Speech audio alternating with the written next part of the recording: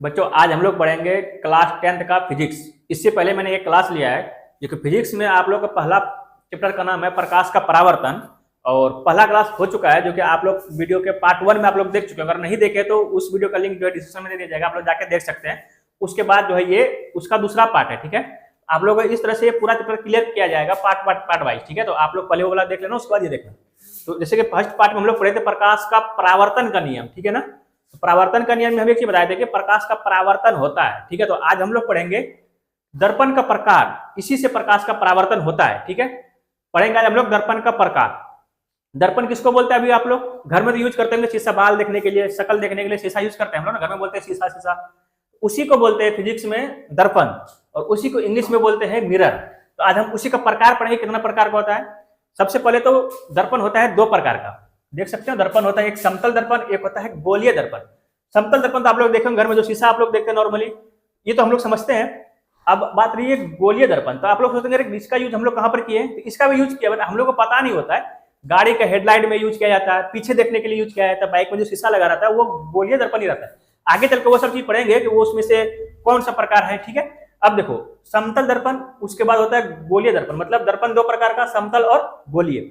अब गोलीय दर्पण भी दो प्रकार का होता है, एक होता है अवतल और एक होता है उत्तल। सारा चीज कवर करेंगे, ठीक है। तो सबसे पहले देखो डेफिनेशन, अगर आप लोगों से पूछेगा सबसे पहला डेफिनेशन यही होना चाहिए कि दर्पण किसको बोलते हैं। उसके बाद में समतल और गोलीय जाएंगे, सबसे पहले तो दर्पण ही पूछेगा कि दर्पण किसको बोलते हैं। तो सबसे पहले हम दर्पण का ही लिखे हैं। वैसा दर्पण, वैसा पदार्थ जिसका एक सतह परावर्तक हो तथा दूसरा सतह पर पेंट या पॉलिश क्या हो। मतलब ये हो गया आपका किताबी भाषा में डेफिनेशन। आप लोग ऐसे मन में भी याद रख सकते हो, ऐसे रटने का जरूरत नहीं है। आप लोग घर में भी देखे होंगे शीशा अगर कभी टूट जाता है तो आप लोग देखेंगे पीछे साइड में ग्रीन कलर का, रेड कलर का, ब्लैक कलर का पेंट क्या होता है, और जिस जगह से वो पेंट हट जाता है तो उस जगह से हम लोग को दिखाई नहीं देता है। तो एक तरफ होना चाहिए पेंट किया हुआ और दूसरा तरफ जो है वो चिकना होना चाहिए, नहीं कि जिसपे कि प्रकाश का परावर्तन हो, अधिक उसका प्रकाश का जो है परावर्तन हो जाए, उसी को बोलते हैं दर्पण। अब दर्पण में तो सबसे पहला है समतल दर्पण।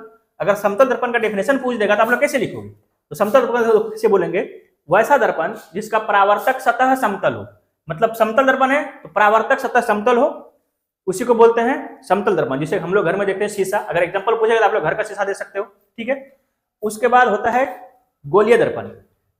गोलीय दर्पण उसी को इंग्लिश में बोलते हैं स्फेरिकल मिरर, ठीक है। इसका डेफिनेशन क्या है? वैसा दर्पण जिसका परावर्तक सतह गोलीय होता है, ठीक है ना। जहां पर आ जाए गोलीय उसका परावर्तक सतह गोलीय, और जहां पर आ जाए समतल परावर्तक सतह समतल, ठीक है। इससे आप लोग डेफिनेशन याद करना। उसके बाद यही है जिसका परावर्तक सतह गोलीय होता है, गोलीय दर्पण कहलाता है, ठीक है। तो यहां तक आप लोग पढ़ लिए, इसका स्क्रीनशॉट लो, उसके बाद आगे बताते हैं, ठीक है। गोलीय दर्पण अब होता है दो प्रकार का, एक होता है अवतल और एक होता है उत्तल। तभी उत्तल और अवतल को पढ़ते हैं, ठीक है। तो जैसे अभी हम लोग पढ़े हैं समतल दर्पण और गोलीय दर्पण, ठीक है। ये दोनों को डेफिनेशन भी लिखा दिए। अब गोलीय दर्पण होता है दो प्रकार के, एक अवतल और एक उत्तल। तो उसका भी डेफिनेशन पढ़ेंगे, ठीक है, और समझेंगे। देखो अवतल दर्पण किसको बोलते हैं? वैसा गोलीय दर्पण, देखो ये अवतल दर्पण क्या है, गोलीय दर्पण इसलिए यहाँ पर लगाते हैं गोलीय। वैसा गोलीय दर्पण जिसका परावर्तक सतह धसा हुआ हो तथा उभरे हुए भाग में पेंट किया हो। देख सकते हो ये पर, ये गोल है ना, गोल की तरह ही दिख रहा है गोलीय दर्पण। इसके उभरे हुआ भाग में क्या है? पेंट किया हुआ। इस तरह से हम लोग जो ये देते हैं डॉट डॉट इस तरह से, इसका मतलब है कि ये पेंट किया हुआ है। ऐसे तो हम लोग कॉपी पेन में तो पेंट कर नहीं सकते हैं, तो इसीलिए इसको दर्शाते हैं इस तरह से। इसका मतलब है कि ये पेंट किए है, ठीक है, पॉलिश किए। और इस तरफ कुछ नहीं किया, इसका मतलब ये है परावर्तक सतह। तो जिस गोलीय दर्पण का परावर्तक सतह इस तरह से धसा हुआ होगा और उभरा हुआ भाग में पेंट किया होगा, उसी को बोलेंगे अवतल दर्पण। और अवतल दर्पण को ही इंग्लिश में बोलते हैं कॉनकेव मिरर, ठीक है। ये हो गया। दूसरा है उत्तल दर्पण, जस्ट इसका उल्टा। वैसा गोलीय दर्पण जिसका परावर्तक सतह उभरा हुआ हो, देख सकते हो परावर्तक सतह उभरा हुआ है तथा धसे हुए भाग में पेंट किया हो, जस्ट इसका उल्टा है। इसमें इधर था परावर्तक सतह, इधर पेंट किए थे। ये वाला में क्या है कि इस साइड पेंट किए हैं और इस साइड जो है वो उभरा हुआ भाग जो है वो परावर्तक सतह है।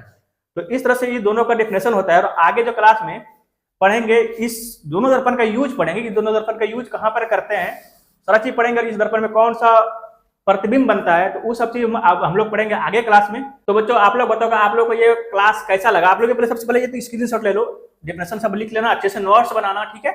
तो आप लोग बताओ कि आपको ये वीडियो कैसा लगा। और वीडियो अगर अच्छा लगा तो वीडियो को लाइक करो, और कोई भी चीज अगर डाउट्स हो तो आप लोग कमेंट कर सकते हैं। फिर अगर आगे आप लोग चाहते हैं किस टॉपिक पर वीडियो बनाए तो आप लोग वो भी कमेंट कर सकते हैं। तो वीडियो अच्छा लगे तो वीडियो को लाइक कर सकते हो, और आगे वीडियो देखने के लिए चैनल को सब्सक्राइब कर लो। Thank you.